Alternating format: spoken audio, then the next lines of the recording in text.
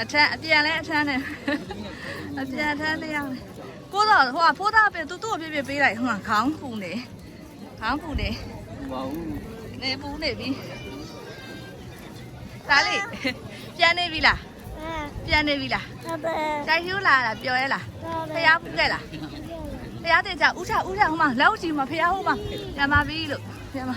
ဖျားဥချနောက်နေ့လာပါမယ်လို့တစ်နေ့တစ်ခါလာပါမယ်ကြိုက်ရိုးဖျားယူသမီးဥချဖျားလမ်းဥချလား